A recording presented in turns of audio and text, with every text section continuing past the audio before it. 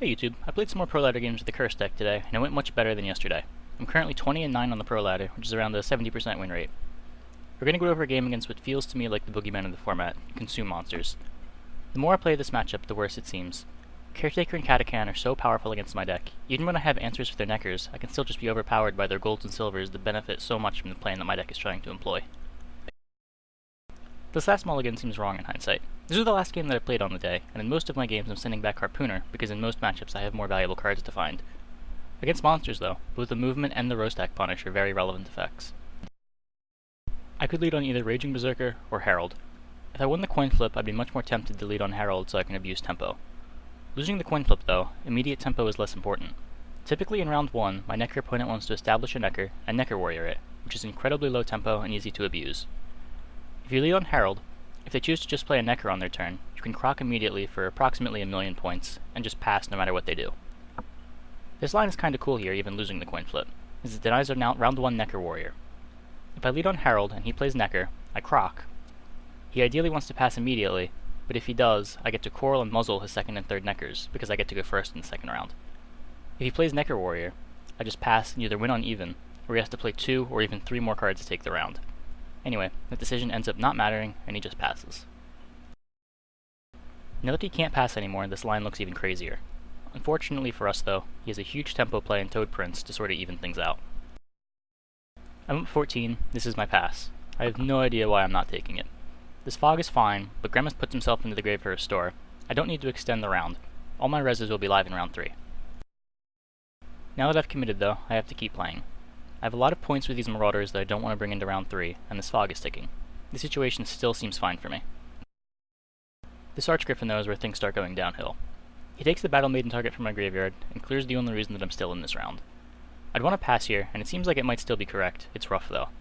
My last 14-point pass was likely to force out his Unseen Elder. This one though, because of the Vran ticking, he only needs 9 points, which seems much easier for him to accomplish. I'm much more incentivized to get this Marauder out of my hand now, so I keep playing. I have no idea why this card is in his deck, but I also don't know how this card works. I really wanted to just pass here, but I remember hearing someone say that you can't mulligan away the foul ale between rounds, and I didn't want to get blown out. After thinking about it though, passing here is 100% correct. He has to play 2 cards minimum to beat this board, and while most of the cards in my hand are really good, a play like Necker plus Necker Warrior doesn't take the round. In fact, his Neckers are still really small. Necker plus Unseen Elder is only 21 points. If he wants to win in 2 cards, he likely isn't able to establish a Necker. Instead, we start this fight, which seems like it never turns out in my favor. The more I play this matchup, the more I think this plan is just bad. It's probably better to hold the coral for a big Vran Warrior, rather than hope to blow him out by denying his Neckers. So he dry passed round 1 in a deck with Blue Dream. I have no idea what's happening anymore. This pass feels pretty good. It's worse than basically every other pass that I had earlier in this round, but it should at least force his Unseen Elder out. And now you see why this is the last game I played today. I don't think I've ever been as tilted I was after this full value Lambert. This is the second time I've ever seen a Lambert in Gwent, and the second time I've gotten totally blown out by Lambert. This mulligan's also really bad. I should have mulliganed away one of these Freyas instead of the Maiden. Sure, Maiden can only find guaranteed value from the Harpooner, but Freya's even worse. At least my Harpooners can deny Vran Warriors, and there are still 2 Solano Harpies in his deck. This is one of the few matchups where having first play is incredibly valuable. He gets to eat my win condition with 25 points of tempo. Herald gives the most potential points, so I play it out. Now round 3 is pretty linear, not really any decisions to be made. Somehow I've overcome most of the 33 points he started the round with. Unfortunately, because I mulliganed away the Battle Maiden, I have no way to enable this bear either. It doesn't end up mattering though, as he plays his first real gold of the game, Karen. These 11 and 13 point Freyas look pretty underwhelming compared to what my opponent's doing. His Elder finally comes down, and this Armorsmith isn't even close to enough. This is one of the few losses I had today, but it was by far the most tilting.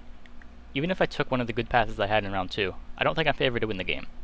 His Catacan still eats my Denji for 25 points, Blue Dream is still going to take back his Necker, and Lambert probably still hits for full value.